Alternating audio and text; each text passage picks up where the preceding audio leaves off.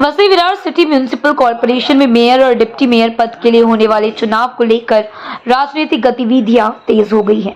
आगामी 3 फरवरी को होने वाले इस महत्वपूर्ण चुनाव के लिए शुक्रवार को नामांकन प्रक्रिया पूरी की गई, जिसमें प्रमुख राजनीतिक दलों के उम्मीदवारों ने अपने अपने नॉमिनेशन पेपर दाखिल किए।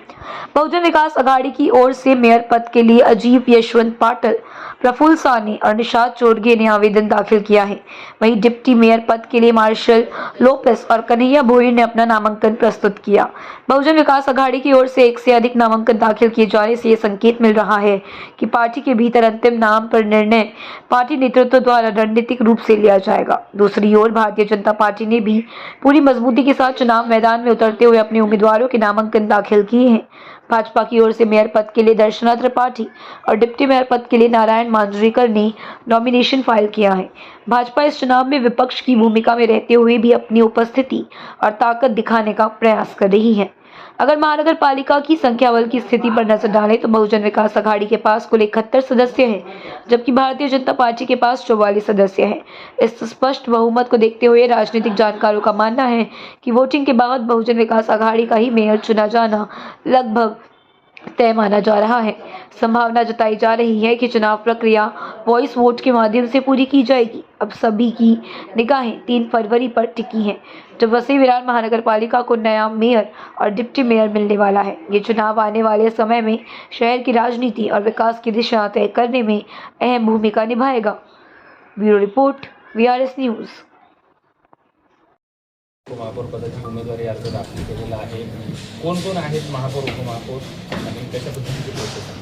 कालच आमच्या नवनिर्वाचित सर्व नगरसेवकांची बैठक झाली आणि त्याच्यात महापौर पदासाठी आणि उपमहापौर पदासाठी इच्छुक कोण कोण आहेत यांची नावं मागितली आणि त्यानंतर 7 नावं महापौर पदासाठी आलेली इच्छुकांची आणि 10 नावं उपमहापौर पदासाठी आली। त्यानंतर आमची कोर कमिटी लोकनेते हितेंद्र ठाकूर यांच्या अध्यक्षतेखाली बसली आणि त्याच्यातून आम्ही 2-2 नावं सिलेक्ट केलेले आहेत। महापौर पदासाठी अजीब पाटील आणि प्रफुल्ल साने आणि उपमहापौर पदासाठी मार्शल लोपेस आणि कन्हैया भोईर अशी 2-2 नावं सिलेक्ट केली आणि त्याप्रमाणे आज आम्ही महापौर पदासाठी आणि उपमहापौर पदासाठी नामनिर्देशन पत्र दाखल केले। पुढची रणनीती काय असेल? पुढची रणनीती 3 तारखेला समजेल। पण पक्षश्रेष्ठी कशा पद्धतीची? नक्की एक महापौर आणि एक उपमहापौर कोणतरी होणारच आहे, त्यातल्या दोघांपैकी एक कोणतरी होणारच आहे, परंतु अजून 2 दिवस आहेत ना, जरा राहू दे सस्पेन्स। त्यामुळे त्या 3 तारखेला तुम्हाला प्रत्यक्ष सभागृहातच कळेल ते काय होईल ते।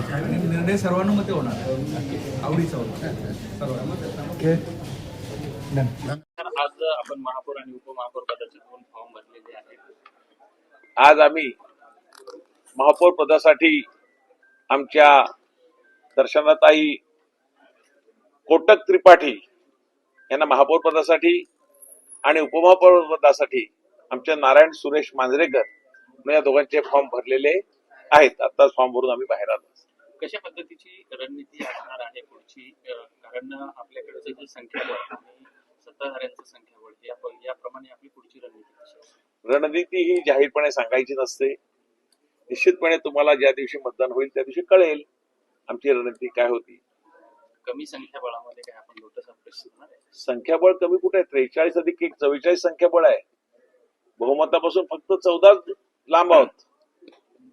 त्यामुळे आम्ही काय फारसे लांब जास्त लांब नाही। पूर्वी इथे 1, 2, 5 एकदा जनांदोलनाच्या वेळेला 21 नगरसेवक निवडून आलेले, आता तर आम्ही 44 आहोत। पुढे 1 लागलं की 144 होईल। त्यामुळे निवडणुकी आता 3 तारखेला मतदान होईल, त्यानंतर कळेल स्पष्ट का होईल तसं।